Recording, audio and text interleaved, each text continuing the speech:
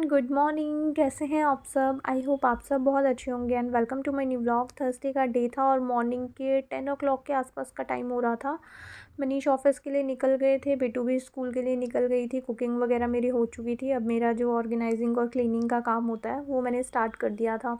कल कपड़े late night में उतार करके आई थी। सारा व्लॉग जो था वो लेट नाइट तक पूरा, मतलब जितना भी काम रहता है वो सारा मैंने दिखाया था व्लॉग में। तो ये कपड़े मैं रात को उतार के आई थी ना, तो मैंने ऐसे ही बेड पे डाल दिए थे।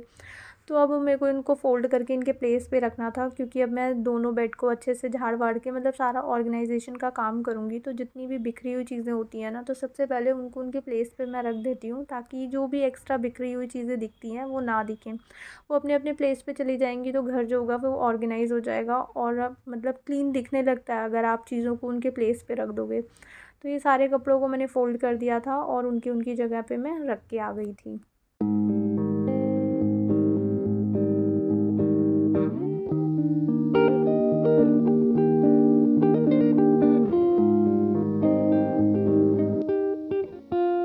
के बाद ये वाला काम जो था वो मेरा काफ़ी पेंडिंग चल रहा था। मतलब 2-3 दिन हो गए थे। रोज़ सोचती थी कि ये बॉटल जो मैं अभी वॉश कर देती हूँ, फिर सोचती थी इवनिंग वाला जो मतलब किचन वगैरह समेटती हूँ उस टाइम कर दूँगी, तो ये रह जा रहा था।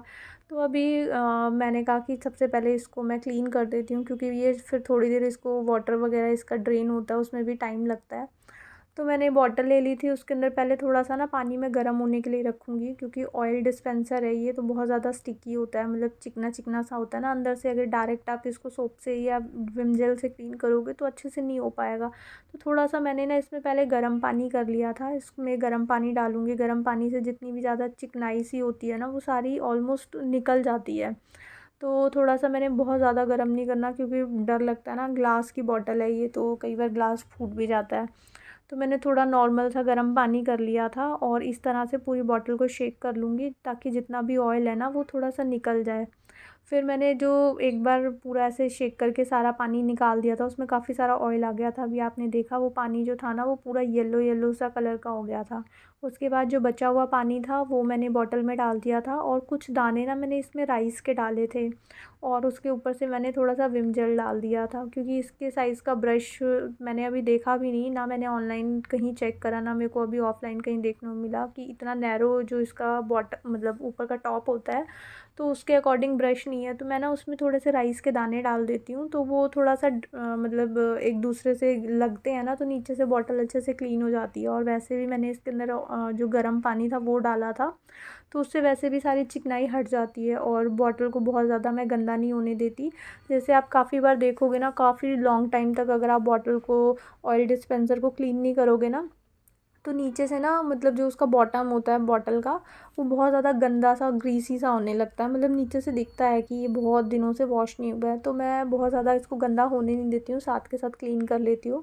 तो सिंपल सा ये राइस के थोड़े से दाने डाल देती हूँ ना, तो वो आपस में टकराते हैं, तो उससे क्लीन हो जाता है।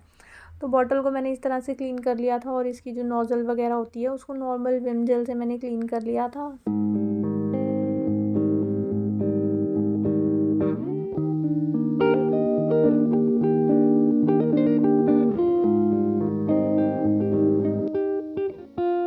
बॉटल मेरी वॉश हो गई थी। अब मैं इसको साइड में ही ना, काउंटर पे ही मैंने इसको रख दिया था उल्टा करके, ताकि जितना भी अंदर का इसमें वाटर वगैरह है, सारी ड्रॉप्स वगैरह बाहर निकल जाएं। लास्ट टाइम भी मेरी बॉटल, ऑयल डिस्पेंसर वाली बॉटल ना टूट गई थी। मैंने उसको ना वॉश करा था और ऐसे ही काउंटर के ऊपर उल्टा करके रख दिया था, क्योंकि काउंटर भी जो होता है वो थोड़ा सा पत्थर का होता है, थोड़ा नहीं, मतलब पूरा ही पत्थर का होता है। तो उसमें वो हल्की सी, पता नहीं कैसे अनबैलेंस होकर के गिरी और वो टूट गई थी फिर। तो अभी मैंने, फिर वही इंसिडेंट मुझे याद आ गया। मैंने यहाँ पे ऐसे उल्टा करके बॉटल को रखा था। मैंने कहा ये फिर अगर थोड़ी सी अनबैलेंस हुई या गिरी तो फिर ये टूट जाएगी। तो मैंने नीचे एक वो वाला जो माइक्रोफाइबर वाले क्लॉथ्स है ना मेरे, जिससे मैं, मतलब अलग अलग कलर के ना मैंने अलग अलग जगह रखे हुए हैं। तो जो मेरे कंटेनर्स वगैरह क्लीन करने के लिए, और जो मैंने बर्तन वगैरह, जैसे कुछ कई बार पानी वगैरह हटाना होता है तो क्लीन करने के लिए रखा हुआ है ना, वही वाला मैंने वो हैंकी ले लिया था, और सोफ़े पे जा कर के उसको रख दिया था, कि कई बार वो अनबैलेंस होकर के गिरती भी है ना, तो वो सोफ़े के ऊपर ना टूटेगी नहीं। यहाँ काउंटर के ऊपर वो टूट जाती है, क्योंकि पत्थर है। तो वहाँ पे मैं रख के आ गई थी। और उसके बाद ये वाला जो रैक था ना, ये वाइट है तो इसके ऊपर ना डस्ट आ जाती है और ये ना फिर थोड़ा ख़राब सा होने लगेगा। वैसे भी जब ये आया था ना तो इसकी पॉलिश मुझे ना कहीं कहीं से हटी हुई मिली थी। मैंने एक्सचेंज में भी डाला था, बट एक्सचेंज करने के बाद जो आया था ना उसका और भी ज़्यादा बुरा हाल था। तो फिर मैंने यही वाला रख लिया था, जो आया था ना वो फिर मैंने रिटर्न कर दिया था। तो फिर मैंने सोचा कि इसके नीचे ना मैं लाइनर बिछा देती हूँ, तो ये देखने में भी अच्छा लगेगा और बार बार गंदा भी नहीं होगा। मतलब क्लीनिंग भी ईज़ी हो जाती है अगर आप हर जगह पे लाइनर्स वगैरह यूज़ करते हो। तो ये लाइनर ना मतलब ये लाइनर तो नहीं है, जो गिफ्ट रैपिंग वगैरह होते हैं ना, मैं शॉप पे गई थी स्टेशनरी वाली, तो ये गिफ्टिंग रैपिंग वगैरह के लिए था। तो ये वाला ना मुझे बहुत अच्छा लग गया था, तो मैं ये लेकर के आई थी एक शीट की। देखती हूँ कहाँ कहाँ मैं इसको यूज़ कर सकती हूँ। और ये देखने में भी इसका कलर वगैरह अच्छा लगा था, मतलब वाइट ही था और उसके ऊपर थोड़ी गोल्डन गोल्डन सी ऐसे मतलब डिज़ाइन वगैरह कुछ बना हुआ था। तो मेरे को ना ये रैक के लिए एकदम परफेक्ट लग रहा था। जब मैंने देखा था तो मेरे माइंड में आ गया था कि मैंने इसको एज अ लाइनर काफ़ी जगह पे यूज़ कर सकती हूँ। तो ये मैं एक शीट अभी फ़िलहाल लेकर के आई थी और मैंने कट कर लिया था अपने रैक की साइज़ का। मैं इसको कट कर रही थी, पहले मैंने रैक को अच्छे से क्लीन कर लिया था ताकि जो भी डस्ट वगैरह है वो हट जाए, और उसके ऊपर से फिर मैं ये एज अ लाइनर इस शीट को मैं यूज़ कर रही थी।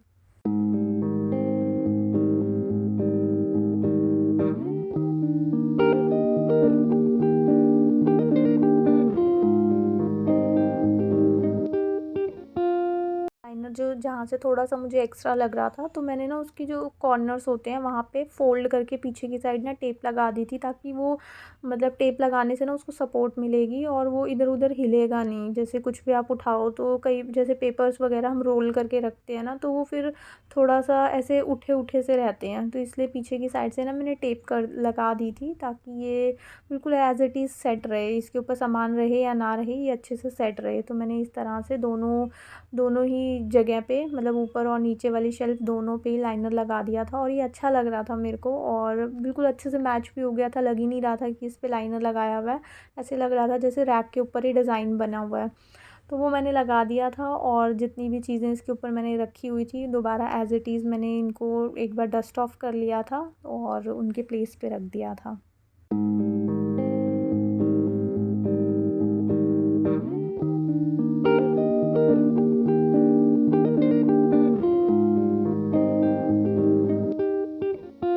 सारी चीज़ों को मैंने क्लीन करके दोबारा रैक के ऊपर रख दिया था, और मेरा जो टी स्टेशन है, कॉफ़ी एंड टी स्टेशन, वो पूरा रेडी हो गया था। जब मैंने ये कंटेनर्स लिए थे ना, मैं ना 2 वाले जो होते हैं शुगर एंड टी, वो वाले सर्च कर रही थी, क्योंकि कॉफ़ी के लिए इतना बड़ा लेना तो ठीक नहीं है। वैसे भी कॉफ़ी ख़राब हो जाएगी अगर इतनी सारी आप उसको खोल करके रखोगे। तो मेरे को 2 वाला ही सेट चाहिए था, बट मेरे को मिला ही नहीं, और जो मिला वो उतना ज़्यादा पसंद नहीं आया था। तो फिर मैंने ये 3 वाला सेट ले लिया था। तो फिर कॉफ़ी में तो मैं कॉफ़ी नहीं रखती हूँ, उसमें कॉफ़ी के पाउचेस डाल करके रख देती हूँ सेफ़ साइड के लिए, क्योंकि सारा खोल करके रख दूँगी कॉफ़ी को तो वो फिर ख़राब हो जाएगी। तो जो कॉफ़ी वाला कंटेनर होता है ना, उसमें कॉफ़ी के पाउचेस डाल करके रख देती हूँ। तो ध्यान भी रहता है ना, याद रहता है कि कॉफ़ी वाले कंटेनर में ही कॉफ़ी के पाउच मुझे मिल जाते हैं। तो मेरा टी और कॉफ़ी वाला स्टेशन जो था वो पूरा रेडी मैंने कर दिया था। मेरे को बहुत अच्छा लगता है ये वाला वाइट वाइट सा। और उसके बाद अब मैं पूरे घर में घूम रही थी, जहाँ-जहाँ जो चीज़ें बिखरी हुई पड़ी थी वो मैं अब उनके उन जगह पे रख रही थी। बेडरूम में गई थी, बेडरूम का एक चक्कर लगाया, जो भी रात को चीज़ें चाहिए होती हैं, जैसे हीटिंग पैड चाहिए होता है, बहुत ठंड लगती है कई बार, तो पैरों-वैरों में सेकने के काम आता है, और थोड़ा रिलैक्स से हो जाते हैं ना, पैरों के तले बहुत ठंडे से होते हैं तो उनको सेक लो।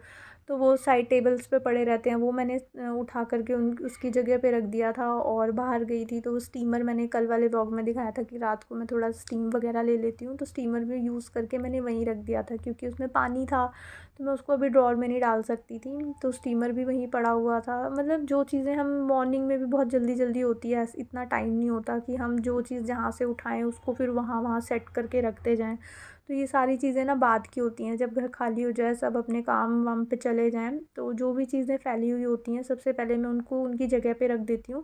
हाफ़ से ज़्यादा घर तो वैसे ही क्लीन लगने लगता है। आप घर पे डेली क्लीनिंग करते हो तो बस आप ऑर्गेनाइज़िंग कर दो चीज़ें, क्योंकि जो घर है हम पूरे दिन में चीज़ें यूज़ करते हैं, और कभी-कभार हम बहुत बिज़ी होते हैं, टाइम नहीं होता, तो हम चीज़ों को यूज़ करके वहीं छोड़ देते हैं।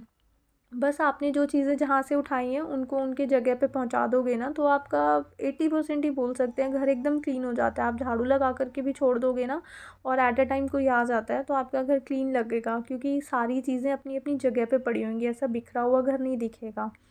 तो सारी चीज़ों को मैंने उनके प्लेस पे रख दिया था और उसके बाद अब मैं झाड़ू लगाने लगी थी, और तो सारे घर में मैंने अच्छे से झाड़ू वगैरह लगा ली थी।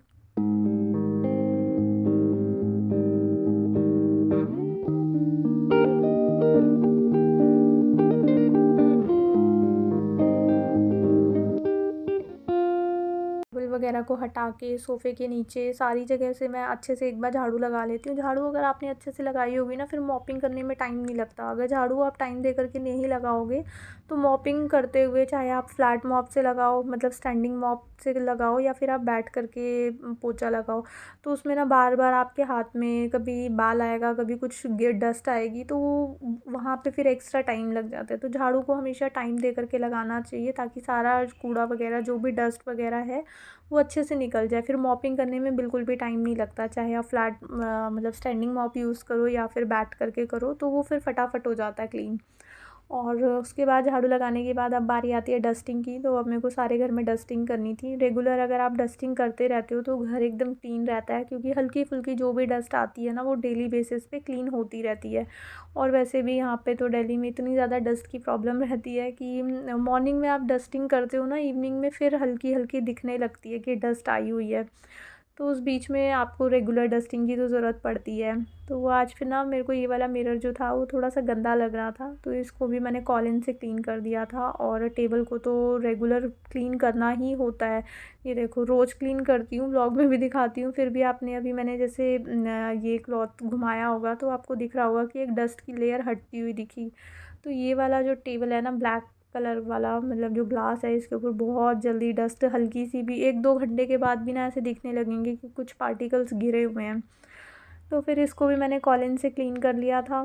वो भी चीज़ें फिर ऊपर रखी रहती हैं, प्लेस मैट और उसके ऊपर ये छोटा सा जो आर्टिफिशियल प्लांट है, इनको भी मैंने रख दिया था। प्लेस मैट को भी मैंने अच्छे से क्लीन कर लिया था। इसके ऊपर जो भी डिज़ाइन बना हुआ है ना, तो वो डस्ट की वजह से जब मैं इसको हटाती हूँ ना, तो ग्लास के ऊपर भी वैसा डिज़ाइन मिलता है मुझे नीचे, डस्ट का डिज़ाइन आ जाता है इसके ऊपर।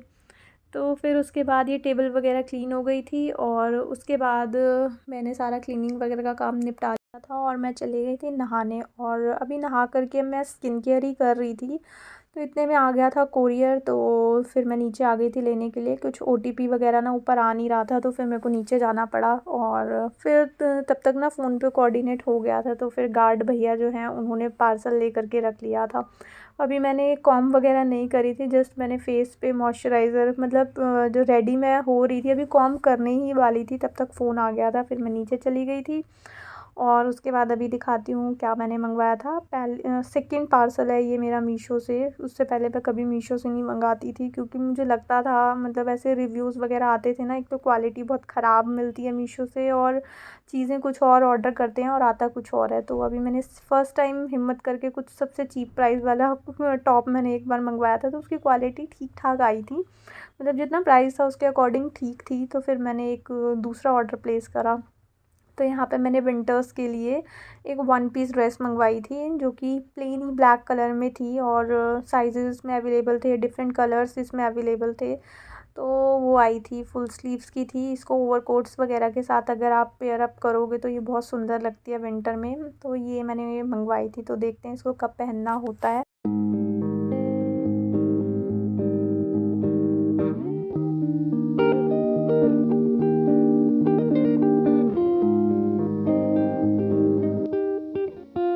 उसके बाद अब बॉटल वगैरह भी मैंने वहाँ से उठा ली थी, ताकि इसको मैं अब इसका काम जो है वो निपटा कर के रख दूँ, क्योंकि फिर बेटू आ जाएगी और फिर ये ऐसे चीज़ों को, मतलब स्पेशली ग्लास बॉटल को रखना सेफ़ नहीं है। तो मैंने कहा ये वाला काम ना मैं निपटा कर के रखती हूँ, वहाँ पे छोड़ नहीं सकती, और यहाँ रखूँगी तो फिर वही टूटने का डर था। तो वैसे भी ऑलमोस्ट ये ड्राई हो चुकी थी, इसके अंदर सारा वाटर वगैरह जो था वो ड्रेन हो गया था। तो फिर भी सेफ्टी पर्पज़ से ना मैंने इसके अंदर एक टिश्यू डाल दिया था, और मेरे पास एक चॉपस्टिक पड़ी थी, तो उससे ना मैंने पूरे टिश्यू को ना अच्छे से अंदर घुमा दिया था, ताकि जो भी वाटर की कोई भी ड्रॉप वगैरह रह गई है तो वो टिश्यू एब्ज़ॉर्ब कर ले और बॉटल जो है वो अच्छे से ड्राई हो जाए। तो बॉटल ड्राई थी, आपने देखा टिश्यू बिल्कुल ही ड्राई बाहर आया था। तो उसके बाद फिर मैंने इसके अंदर जो भी ऑयल वगैरह मेरे को रिफ़िल करना था वो मैंने रिफ़िल कर दिया था।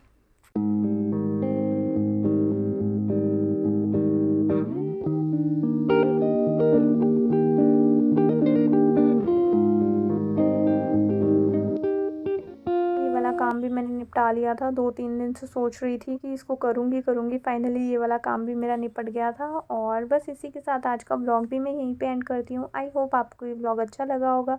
अगर आपको ये व्लॉग अच्छा लगे तो इसको लाइक, शेयर एंड सब्सक्राइब ज़रूर करना। मिलेंगे एक न्यू वीडियो में। Till then take care friends, bye bye.